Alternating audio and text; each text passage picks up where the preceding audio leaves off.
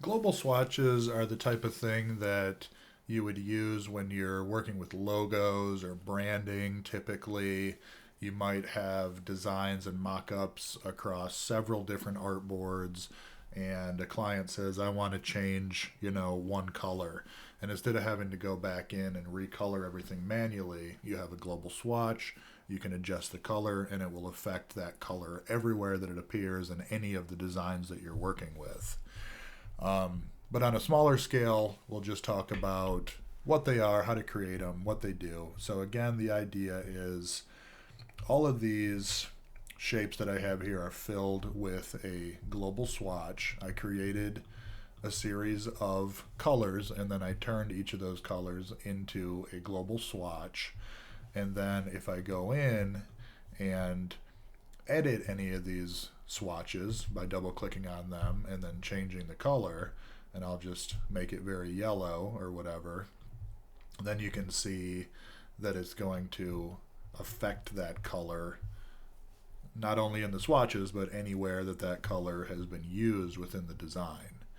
And in this case, I've changed the swatch. The color is different everywhere it appears. So it can be super useful.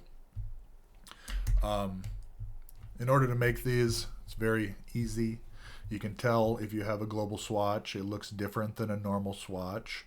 So normal swatches just look like a flat filled rectangle or square, whereas global swatches have this little white edge on them. So I have a color that I've used to fill something. I select it.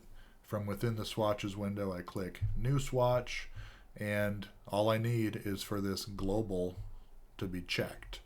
When I have that checked, it creates a global swatch.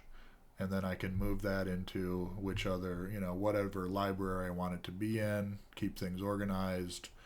And then if I take and apply that swatch to any, areas that have color that I want to make that color, now those are being filled with a global swatch. And of course, if I go in and I start to change that swatch color, then all instances of that will update globally. So pretty simple and extremely useful.